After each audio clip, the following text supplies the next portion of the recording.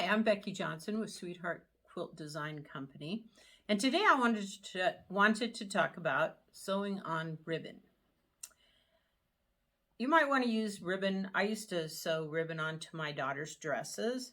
You could use them on a crazy quilt, and if you wanted to machine sew them on so that they're more solid, or put them on hats or bags or whatever. So I got fiddling with this.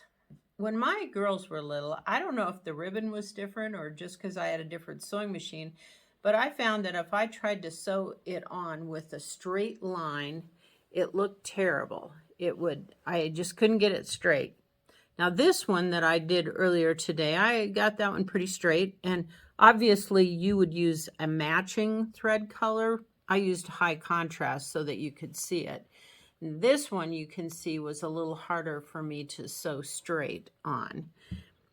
And that does show up even if the thread is the same color. So the idea that I came up with when my girls were young was to zigzag it on. And so you zigzag it where the zig is on and the zag is off, and the zig is on and the zag is off. Can you see?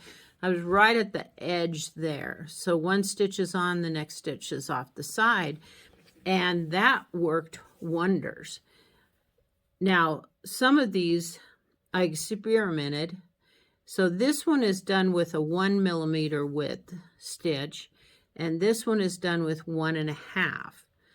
So this one would be less noticeable, obviously, with matching thread, but it's a little harder to stay in the exact right place. You can see when I did it the first time, I missed a whole chunk right there.